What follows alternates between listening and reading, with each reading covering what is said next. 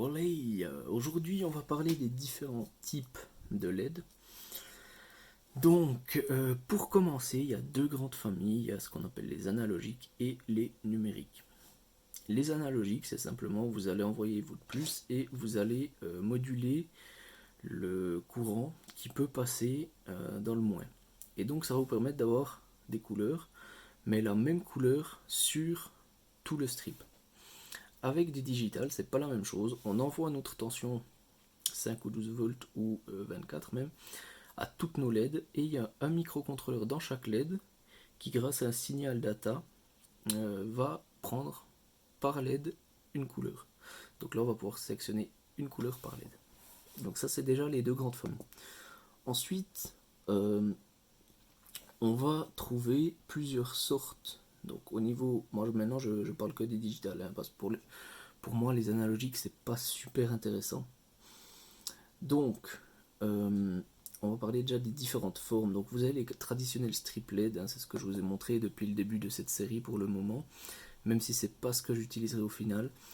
Mais vous pouvez avoir aussi des petites loupiottes comme ça pour Noël, ça peut être sympa.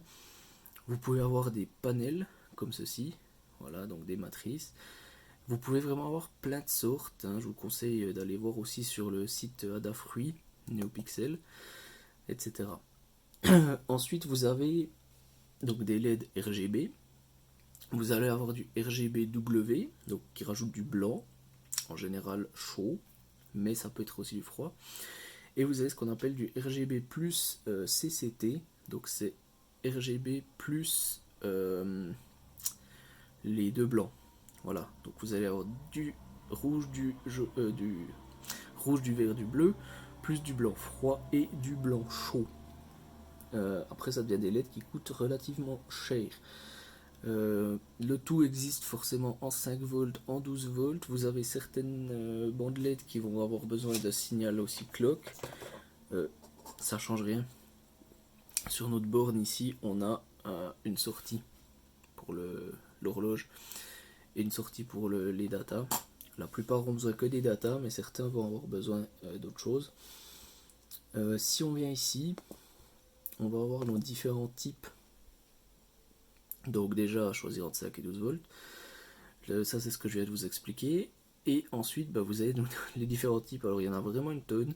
Mon conseil, c'est prenez-vous pas la tête. Vérifiez juste que le logiciel que vous voulez utiliser prenne en charge le type de LED. WLED les prend à peu près tous en charge, hein. À part celui-ci, je suis pas sûr, mais voilà. Donc, c'est tout pour aujourd'hui et je vous retrouve demain.